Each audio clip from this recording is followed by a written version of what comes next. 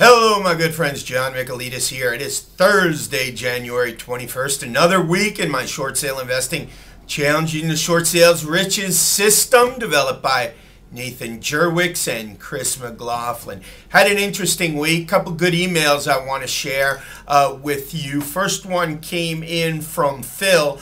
Phil wanted to know a couple of things about how to pay a negotiator and also with respect to an ad that he ran. The negotiator, he told me that he found someone that was willing to do the negotiating for a $3,000 flat fee basis and wanted to know what I thought of that. And actually, I didn't think too much of it, and here's why.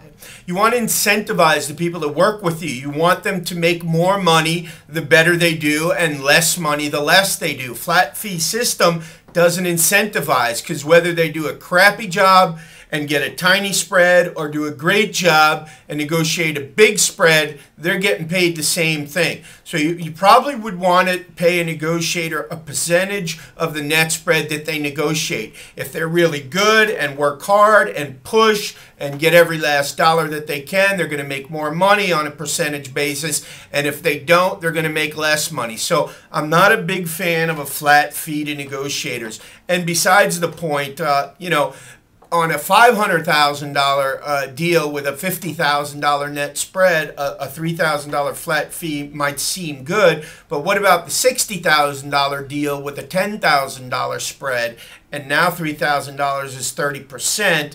That seems a little bit high for the negotiator. So again, I think you're always better to go with a percentage basis, but of course that's up to you. Think about it though. His other question had to do with an ad that he ran soliciting real estate agents, and the approach that he was taking was to go after agents that already had listings. His ad that he showed me was, do you need help with your clients? Do you have properties that are tough to move? Let me help you.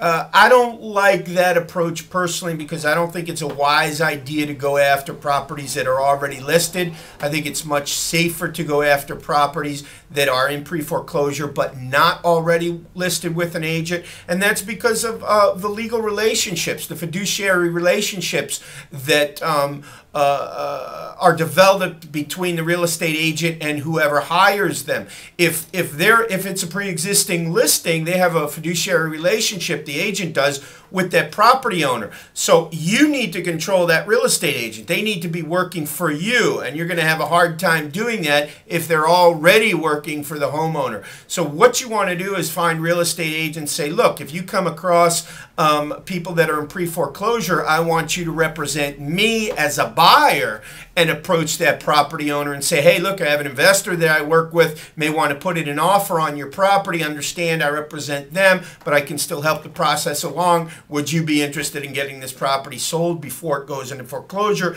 Obviously, if the investor is able to secure a purchase, your foreclosure is stopped. So definitely, personally, there are people that go after listings and it works for them fine. I don't think it's a great idea myself. So those were Phil's questions. Scotty Bradford sent me a question. He has a deal with a nice margin in it, and he's doing a deal with Bank of America for months and months and months and months and months, and wanted to know if there was any secret or tip or trick that I had for getting Bank of America to move, to do something, and the answer is no.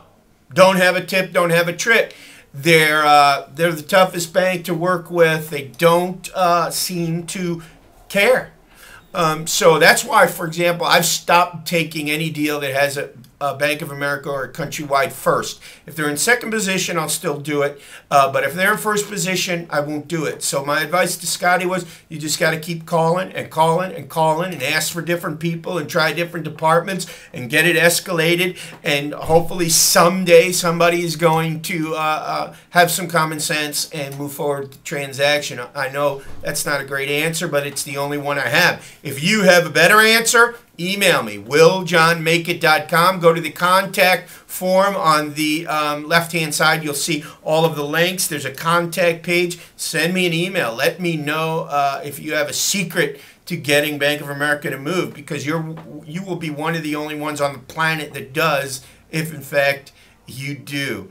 Okay, what else? This Friday, Saturday, and Sunday, my friend Jason Medley of iVisionary Financial Transaction Funders par excellence will be having a super conference up in Tampa, and I plan on attending. It's all about success in real estate business, short sale transactions, pre-foreclosure investor buyouts, how to get these deals funded, tips and tricks. A lot of superstar speakers are going to be there, and I'm very, very much looking forward to learning. And I will, of course, next week share any super tips and tricks that I pick up this weekend at Jason's conference. So that's it for this week. Hope you're having a fantastic week, and I will talk to you next week. Bye-bye.